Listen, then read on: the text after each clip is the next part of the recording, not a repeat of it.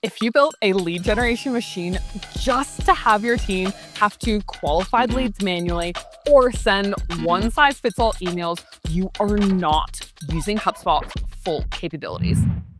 Guys, welcome back to our Marketing Hub Masterclass.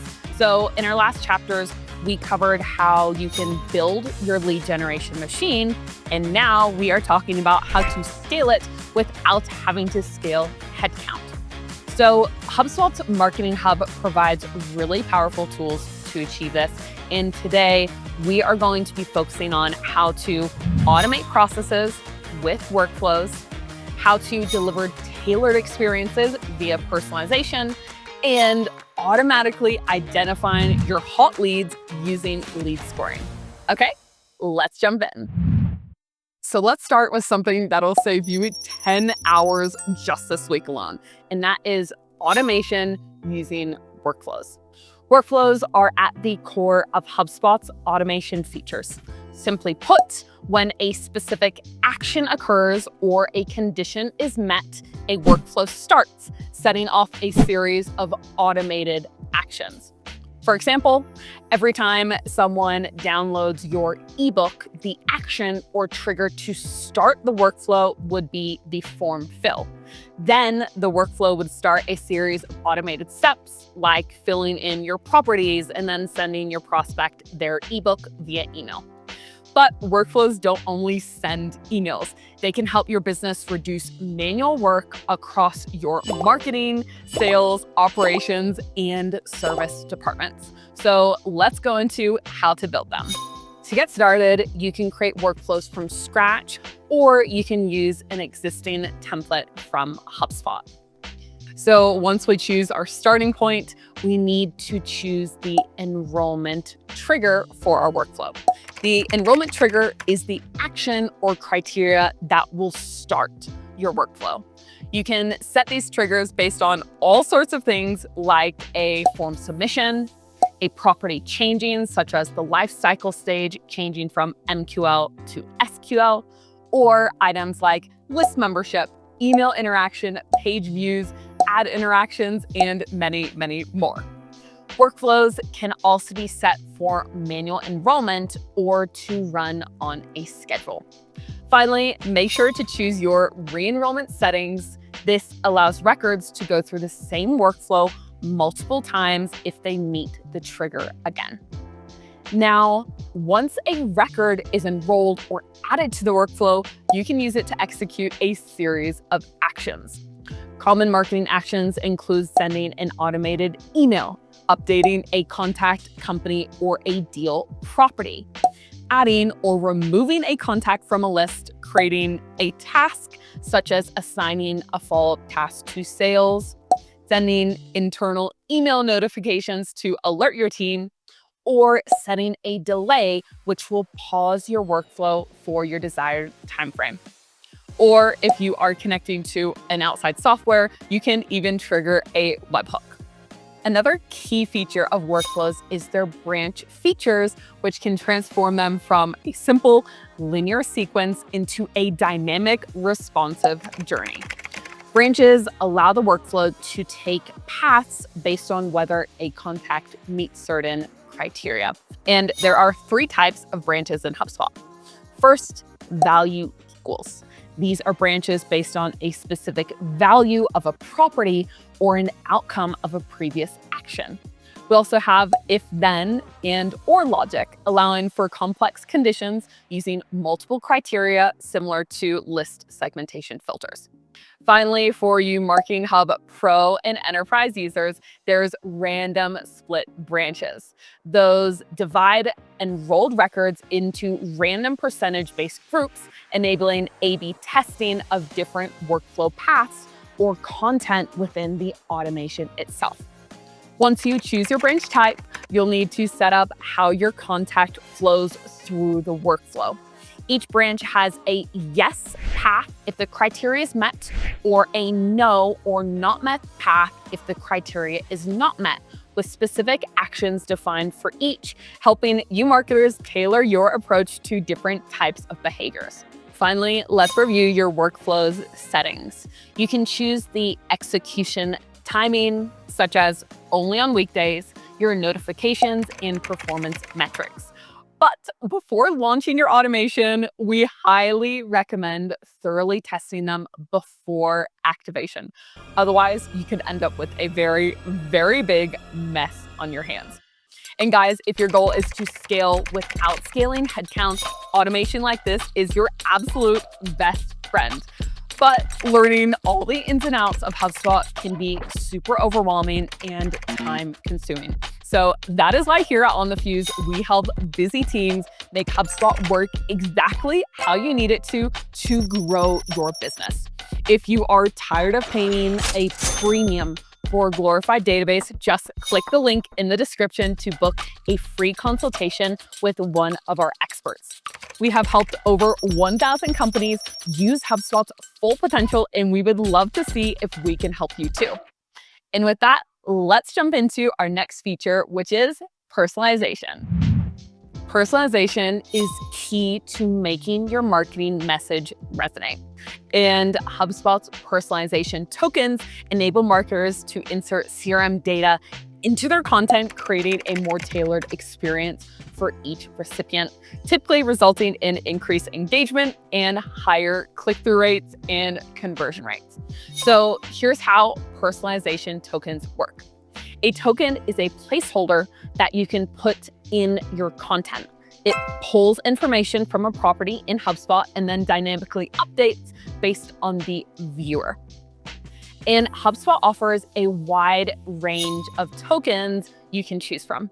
So you have contact properties like name, email, lifecycle stage, company properties like company name or industry, deal and ticket properties, office location details for your email footers, even custom object properties for enterprise users. Tokens are a great way to get away from one-size-fits-all marketing by personalizing your content. You can use them in your next email subject line or body content, on your website pages for known visitors, or even in SMS messages.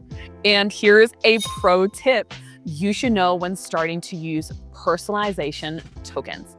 If you use a token, but the information isn't in your CRM, HubSpot has global default fallbacks, or you can set up specific fallbacks each time a token is inserted. So, for example, if the token contact first name is used and a contact's first name is not in the system, a fallback like there resulting in hello there will appear, which isn't ideal, but it is much better than a blank space or an error. You can even preview how personalized content will appear for specific contacts within the editors for emails, pages, and SMS messages, ensuring tokens are functioning correctly.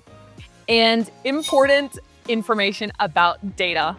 Be warned, the effectiveness of your personalization is directly tied to the quality and completeness of the data in your CRM. So if data is missing or inaccurate, personalization can fail, appearing unprofessional. So make sure to check out our other videos on website database management. Now that we've automated and personalized, how do we offload the heavy lifting of sifting through hundreds of leads to see who we should focus our time on? This is where HubSpot's lead scoring comes in. So instead of treating all your leads equally, lead scoring creates a targeted approach by taking the manual work out of identifying who are our hottest leads. And there are a few different types of lead scoring you can create in HubSpot. First, engagement scores, giving the lead a value or score based on their actions and interactions, such as website visits, clicks, form submissions, or content downloads. There's also a fit score, which uses demographic or firmographic information like job title, industry, company size, or location to see how well the lead aligns with your ideal customer profile. And then there is combined scores for you HubSpot enterprise users. This allows you to incorporate both the engagement and fit score for a more holistic evaluation. And here is how to set them up. First, navigate to Marketing Lead Scoring. Then choose create or select your score property, which is the default HubSpot score, or custom score properties for different products or services. Next, define positive and negative scoring rules based on properties and behaviors that indicate sales readiness. And here we would recommend a joint effort from marketing and sales to ensure the criteria accurately reflects what actually constitutes as a qualified lead. Next, set your score thresholds to categorize leads into high, medium, or low categories for easier identification and segmentation. Once activated, the lead score property will start populating. You can then create dynamic lists to show everyone with a lead score above 50, trigger a workflow to notify sales that a score's been hit, personalize content by showing different CTAs to hot versus cold leads, and focus your team's time on only calling leads above a certain threshold. HubSpot's so smart that they have a brilliant feature called Score Delay. This automatically downgrades scores of older prospects, so you're not reaching out to someone who downloaded your ebook 6 months ago but hasn't interacted with your business ever since. Here's another pro tip from our HubSpot experts. Your lead scoring isn't a set it and forget it mindset. The best companies review their scoring monthly and then make adjustments based on actual sales results. And we want you to do it right. So here are the 3 biggest mistakes that we see. First, overcomplicated scoring. Do not assign a million different actions. Focus on the top 5 to 7 that actually matter. Then, ignoring negative signals. If someone hasn't engaged in 90 days, their score should decrease. Recent activity matters more than old activity. And finally, not involving sales. Your sales team should help define what makes a qualified lead. They're the ones actually speaking to these people and will know what needs to happen. And this is how all of these tools work harmoniously. Someone downloads your guide, triggering a workflow. The workflow then sends them personalized follow-up emails based on their company information.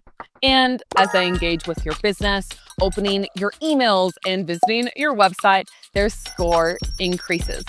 When they hit your lead score threshold, your sales team gets notified and automatically picks up the phone to book a call. And guys, that is all for today. I will see you over in Chapter 8, where we walk through how to measure all of these results of your marketing efforts and end our masterclass with best practices and AI features so your lead generation machine is up to date. Now, we hate seeing companies not get their money's worth from HubSpot. So if you found this content valuable, make sure to give it a like and subscribe so we can post more videos just like this. On the other hand, if there is anything that you want us to cover, make sure to let us know in the comments and we will dive deeper into those subjects. Don't forget to check out our other videos to learn more about HubSpot, and I will see you in that next video. Bye.